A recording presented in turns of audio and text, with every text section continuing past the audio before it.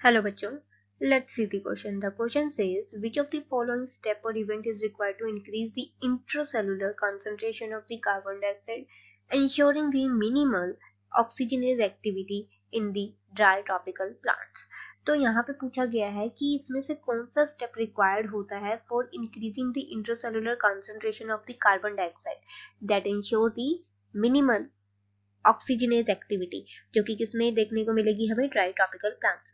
तो अगर हम बात करें मोस्ट ऑफ द प्लांट जो कि ड्राई ट्रॉपिकल रीजन्स में होते हैं वो क्या एक्वायर करते हैं, वो एक C4 पाथवे को फॉलो करते हैं. C4 पाथवे प्रोसेस उनमें टेक प्लेस होता है. अब ये जो प्लांट्स होते हैं इनको हम बोलते हैं C4 प्लांट्स भी बोल सकते हैं.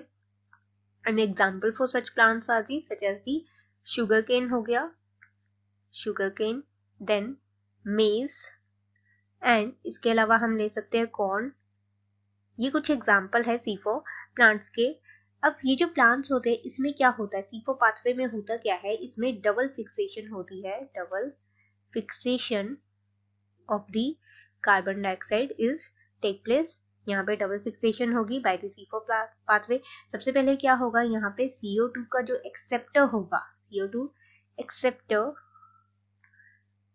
इज अ 3 कार्बन मॉलिक्यूल जिसको हम बोलते हैं PEP, जो कि स्टैंड करता है for the phosphoenol pyruvate. Phosphoenol pyruvate के लिए ये स्टैंड करेगा. And it is present in the, this is present in mesophyll cells. अब C4 पाथवे या C4 प्लांट्स का एक कैरेक्टरिस्टिक फीचर है जिसमें कि दो फोटोसिंथेटिक सेल्स होते हैं, एक मेसोफिल सेल्स और एक बंडल शीथ सेल्स. अब जो एंजाइम होगा जो कैटालाइज करेगा कार्बन डाइऑक्साइड की फिक्सेशन को इज उसको हम बोलेंगे, एंजाइम का नाम है, enzyme is the phosphoenol pyruvate carboxylase, या फिर हम इसे बोल सकते हैं PEP केस. तो बात करें अगर हम मेसोफिल सेल्स की, तो मेसोफिल सेल्स में जो है ये एंजाइम जो एक होता है जिसको हम बोलते हैं रुबिस्को. रुबिस्को एंजाइम जो होता है वो लैक करता है, यहाँ पे एब्सेंट होता है.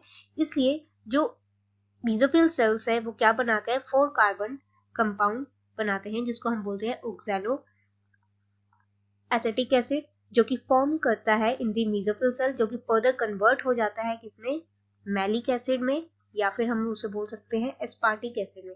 अब ये जो एस्पार्टिक एसिड है फिर ट्रांसपोर्ट किया जाता है into the bundle sheath sales में.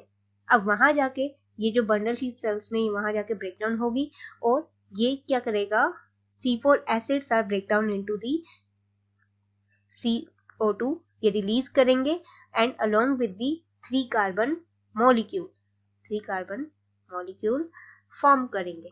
तो यहाँ पे हम बोल सकते हैं कौन सी इंपॉर्टेंट स्टेप है या इवेंट है जो कि इंक्रीज करती है intercellular concentration of carbon dioxide की, तो वो है हमारी एस्पार्टिक एसिड और मैलिक एसिड जब ट्रांसलोकेट होती है into the bundle sheath cell, और ये ट्रांसलोकेशन होती है through the plasmodesmata formation. So right answer for our question is option number C. Hope you understand the problem. All the best. Thank you.